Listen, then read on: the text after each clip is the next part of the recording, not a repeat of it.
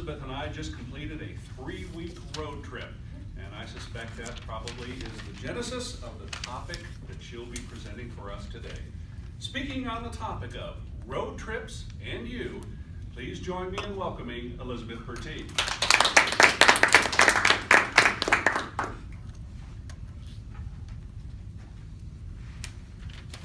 Seeing Old Faithful explode into the sky, looking down 2,700 feet into the Black Gorge of the Gunnison River National Park, and also discovering one of the largest and finest gift shops that we never knew existed at 11,302 feet on the Monarch Crest in Colorado. These are the sorts of things that you see when you take on a road trip to explore the national parks of the United States. And these things you can do and do them even better than we did when you put into practice the 3 tips that I'm going to share with you right now. Tip number 1, we all enjoy the bliss of utilizing our GPS at times when you need to discover or find some place that you've never been before. And believe me, we used our GPS often throughout this entire 3-week journey that we were on. But my first recommendation is get yourself a physical map anyway. It was so wonderful to map out from a map of the United States and in yellow, map out our entire trip of how we were going to be traveling. And as we did this and looked around, we thought, oh my gosh, look at this. We're actually going to be going through Devil's Tower. So let's make sure we put that on the list because we didn't even know about that. The same thing with another place, the National Minuteman Missile Historic Site. That was outside of the Badlands National Park. We hadn't expected that, and it was fun to reminisce of when we were young kids and hiding under desks to prepare for those missile times. That's way beyond most of all of your time, but we used to do that when we were kids. So to see this museum that was reminding us of all of those times and the big scares of the missiles, and to know that they are just littered all over South Dakota's land to, at a moment, even still, that they could be set off. It was a great thing. And another thing that we realized as we were traveling, that we would be going through a small portion of Oklahoma.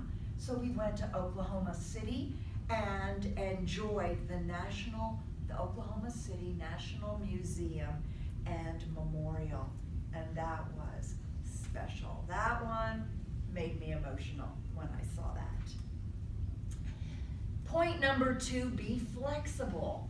As we would go to these different national parks or even monuments, we always began with a trip to the I can't remember the name of it. The lodge, the place where they give you a movie about what you're going to see at the national park, and they give you tips like that. And there's always a ranger that are at those places, so you can ask them some particular questions. And when we would be at these places, I would always have more questions. I'm such a questioning spirit, so I would ask, and sometimes the rangers would say, well, where are you going? And where are you going after this? And they'd say, well, be sure to see, for example, the Wall drugstore that is right outside of the Badlands before you're going to head on the main road, because that is a drugstore like none other. And so we went there and spent several hours at that place. And then another place that we discovered was, it just came into my mind and then flitted out again.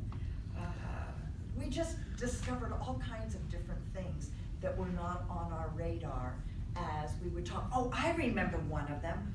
One was the Dignity Sculpture overlooking the Missouri River, a 50-foot high stainless steel Native American woman.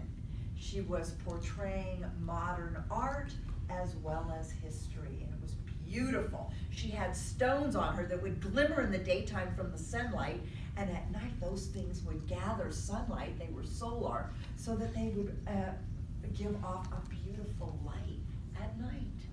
So these were different things that we didn't expect, and yet we experienced. So be flexible. One of the things was the Capulan National Monument. As we were driving, we saw the sign, Capulan National Monument, 3 miles away. So we thought, what the heck, we don't even know what we're gonna see there, but let's check it out anyway. And we did, and we enjoyed it. And it was something, again, not on our radar. The third point I would share with you is to get yourself the app Hotel Tonight. Now, the first day we didn't do that. We just thought wherever we land, whenever we land there, we're just gonna get a hotel, see a vacancy sign.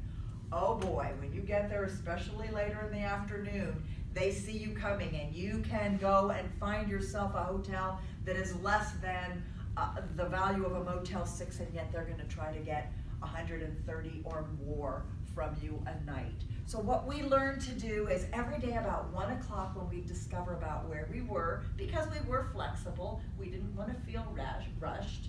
And when we would get to that place at about 1 or 2 o'clock having lunch, we would reserve our room and have it confirmed of what city we would be at that time. So I recommend you get that app. It's a terrific app for finding out what's available in the area that you'll be.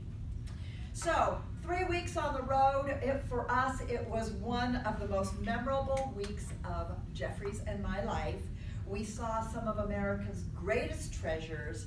We saw 7 national parks, 7 national monuments, and also assorted state parks and historic sites. So we fit them all in without even feeling rushed. And I tell you, I am not ambivalent about this.